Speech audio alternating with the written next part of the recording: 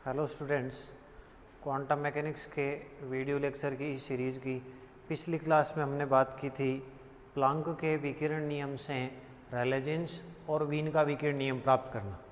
हमने ये कहा था कि जो प्लांक का विकिरण नियम है वो कृष्णिका के पूरे स्पेक्ट्रम को, यानी निम्न तरंगदैर्ध्य और दीर्घ तरंगदैर्ध्य दोनों परास के लिए वो कृष्णिका के स्पेक्ट्रम को एक्सप्लेन करता है। तो फिर उसी के बेसिस पे हमने उससे वीन का विकिरण नियम और रेले जीन्स का विकिरण नियम डेराइव किया था। इस क्लास में हम प्लांक के विकिरण नियम से वीन का विस्थापन नियम डेराइव करेंगे।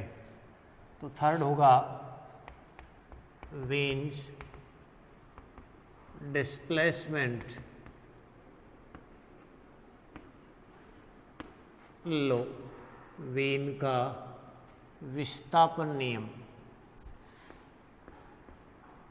वीन का विस्थापन नियम। तो वीन का विस्थापन नियम डेराइव करने के लिए हम प्लांक का विकिरण नियम उपयोग कर रहे हैं। प्लांक के विकिरण नियम से, प्लांक रेडिएशन लॉ से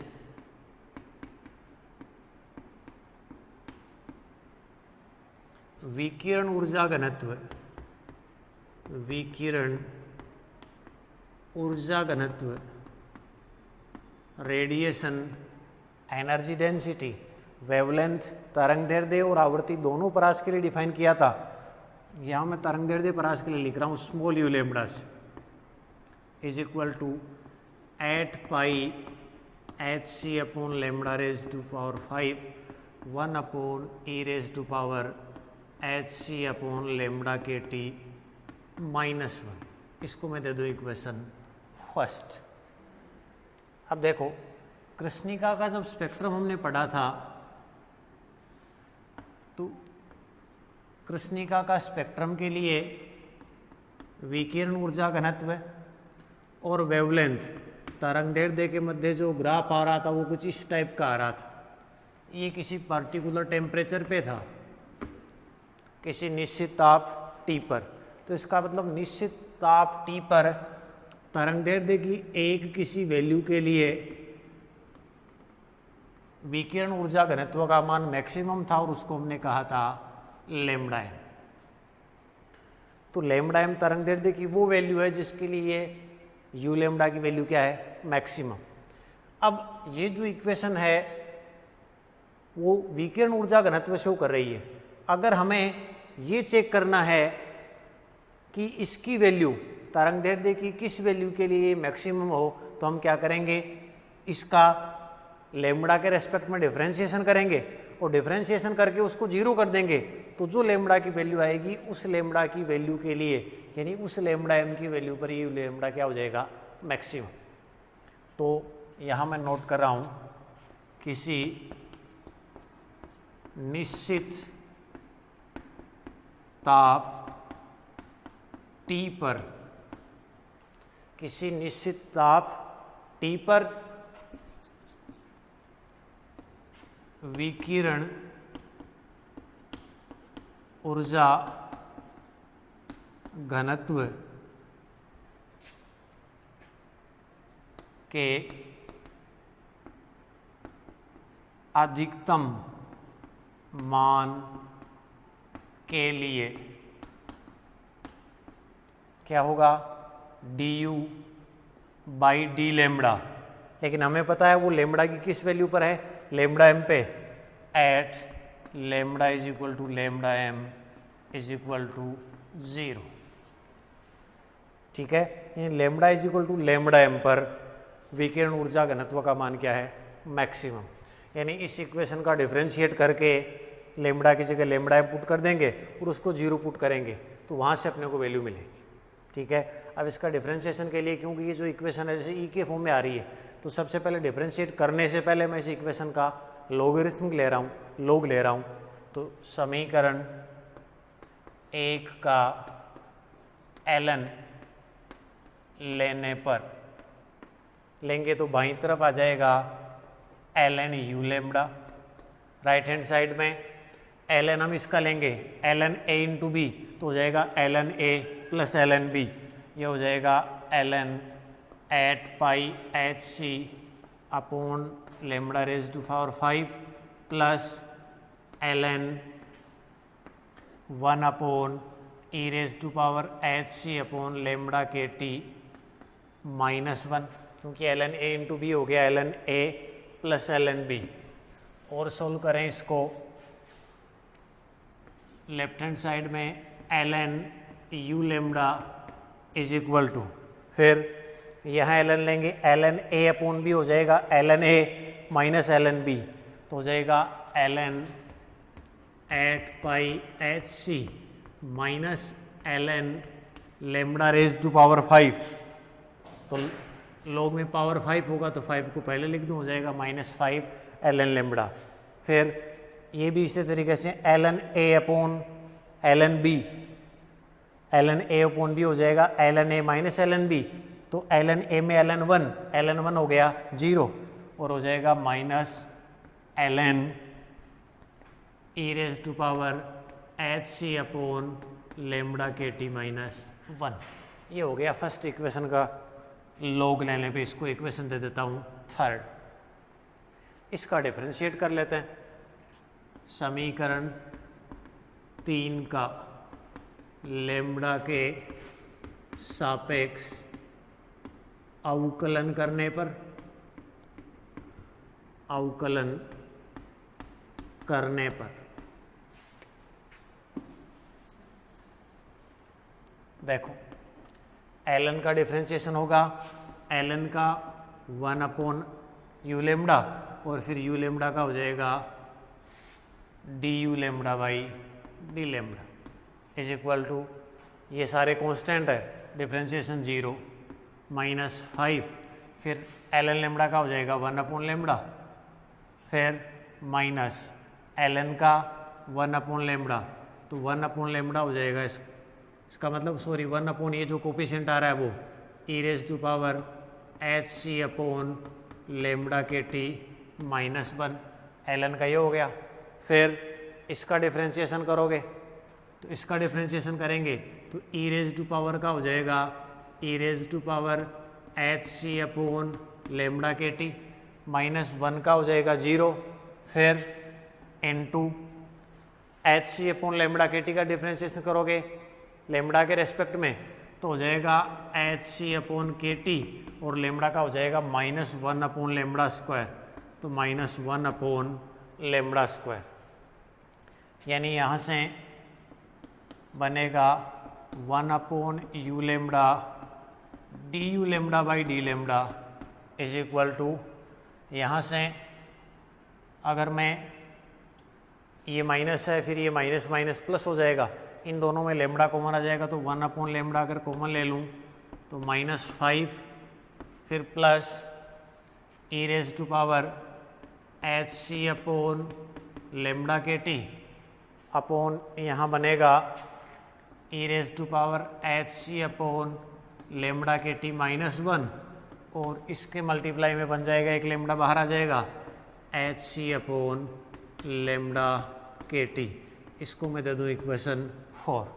फिर देखो हम ये कह रहे हैं मैक्सिमम वैल्यू के लिए इसका differentiation 0, lambda is equal to lambda m पे, तो ये वैल्यू पुट कर रहा हूँ यहाँ।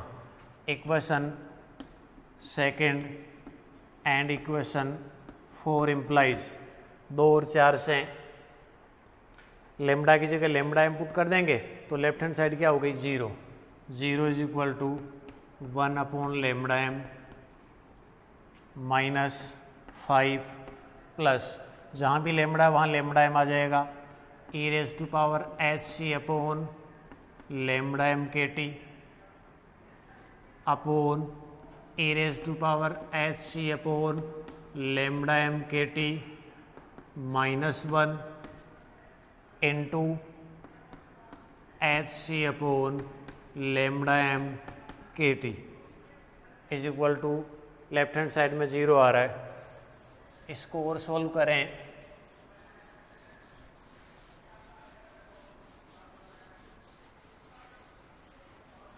तो देखो यहाँ से बन जाएगा, इसको सॉल्व करने पे 5 is equal to H C upon lambda M के T into e raise to power H C upon lambda M के T upon e raise to power H C upon lambda M के T -1।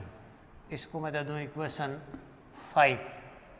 अब इसमें मैं मान लेता हूँ, मान लिया एच सी अपॉन लेमडा एम के टी को लिख देता हूँ अक्स, जहाँ कहीं भी आ रहा है उसकी जगह अक्स नोट कर देंगे तो बनेगा implies 5 is equal to x e raise to power x upon e raise to power x -1।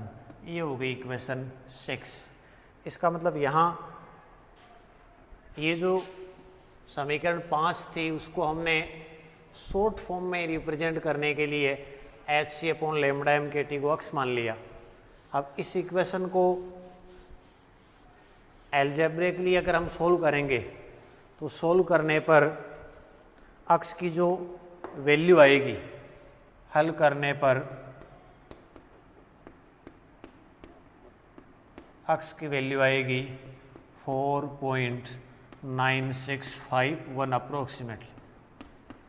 इसको मैं दे दूँ इक्वेशन 7। ये एक्स की वैल्यू यहाँ पुट करूँ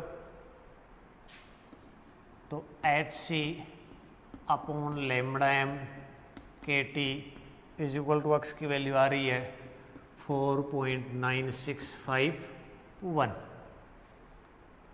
एम्प्लाइज यहाँ से लेमडा एम इंटू टी को मैं राइट साइड में ले जाऊँ तो वहाँ से ये आएगा एच सी अपॉन के और इसको नीचे भेज दूँ 4.9651। इसका मतलब लेमडा एम इंटू टी की वैल्यू हम कैलकुलेट कर सकते हैं। कैलकुलेट करने के लिए इन कोफिशिएंट की वैल्यू चाहिए अपने को। कोफिशिएंट की वैल्यू एच प्लांक नियतांक, प्लांक्स कांस्टेंट,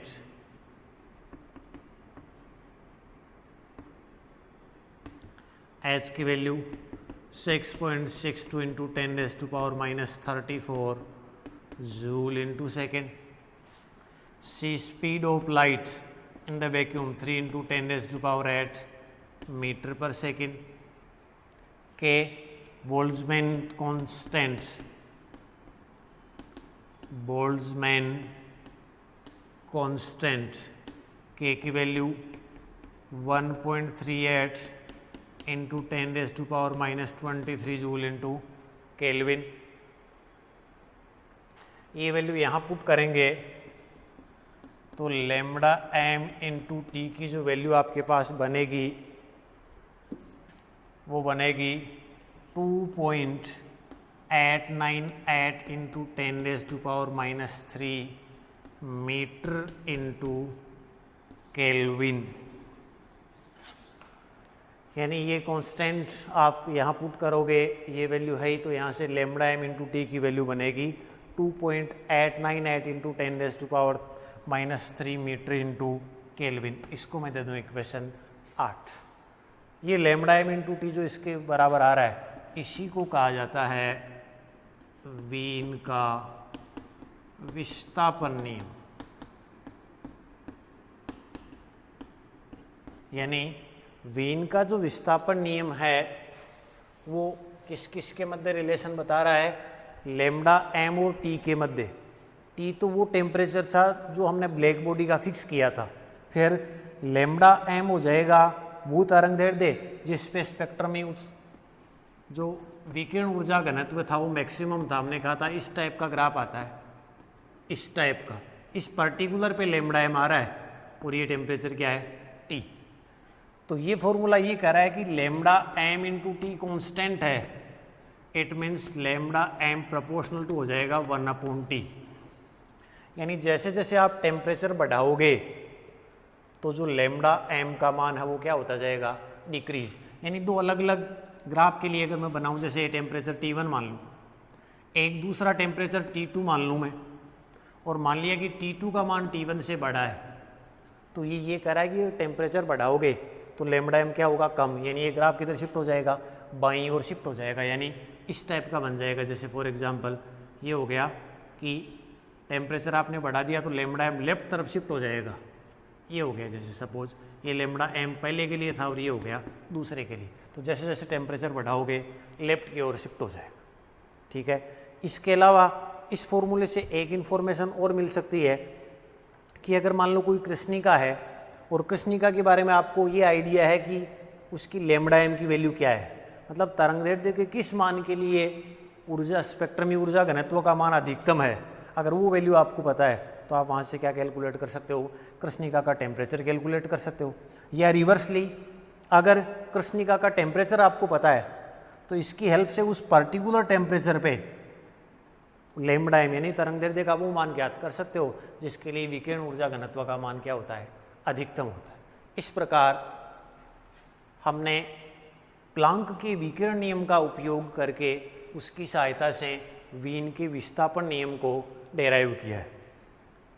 इसी कड़ी में हम आगे नेक्स्ट क्लास में प्लांक के विकिरण नियम से स्टीफन के नियम को डेराइव करेंगे कि स्टीफन का जो नियम है वो कैसे प्लांक के विकिरण नियम से डेराइव किया जा सकता है।